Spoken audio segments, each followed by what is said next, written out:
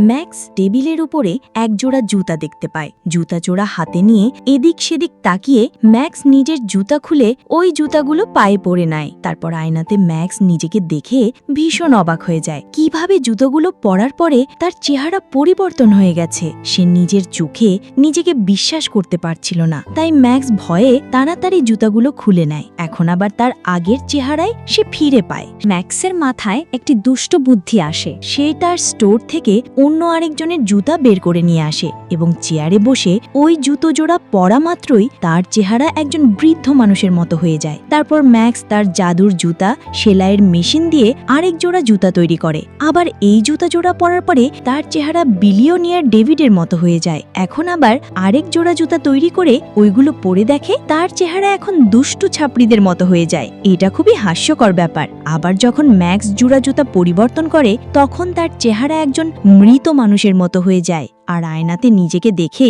Max নিজেই ভয় পেয়ে যায়। তারপর সেলফ থেকে রেড কালারের একটি লেডিস হিল জুতা তুলে নেয় আর ওই জুতা জোড়া পরার পর ম্যাক্স মহিলাতে পরিণত হয়। সেই দিক সেদিক তাকিয়ে দুষ্টামি করে তার হাত প্যান্টের মধ্যে ঢুকিয়ে দেয় এবং সে গরম অনুভব করে।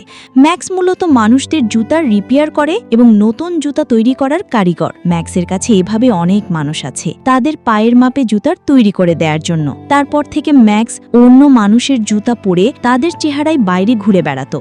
এই যেন এক বিচিত্র জাদুবিদ্যা। একদিন তো ম্যাক্স বিজনেসম্যান সেজে রেস্টুরেন্টে খাবার খায়। খাবারের বিল পরিশোধ করার আগে সে ওয়াশরুমে যায়। ওয়াশরুম থেকে তার নিজের চেহারা নিয়ে বের হলে রেস্টুরেন্টের ওয়েটার তাকে দেখে হতভম্ব হয়ে যায়। তারপর আবার বাচ্চাদের মতো দোলনায় বসে দোল খেতে থাকে। একদিন তার মাকে খুশি করার জন্য ম্যাক্স নিজের বাবার পায়ের মাপে জুতো তৈরি করে আর মায়ের শেষ ইচ্ছা পূরণ করার জন্য নিজের বাবার জুতো পরে তার মায়ের সামনে যায়। তার মা ভেবেছে তার স্বামী ফিরে এসেছে। তারপর তারা দুজন মিলে অনেক ভালো সময় কাটায়। তারপর একদিন ম্যাক্সের একজন কাস্টমারের জুতা পরে তার মতো হয়ে যায়। এখন সে গার্লফ্রেন্ডের সাথে দেখা করতে আসে। গার্লফ্রেন্ডও তার অরিজিনাল বয়ফ্রেন্ডকে চিনতে ভুল করেছে। কিন্তু ম্যাক্স একদিন একজন গ্যাংস্টারের বাসায় যায় তার মতো চেহারা করে। তখনই সত্যিকারের ওই গ্যাংস্টার তার সামনে চলে আসে। তাহলে এখন ম্যাক্স ওই গ্যাংস্টার থেকে কিভাবে বাঁচবে?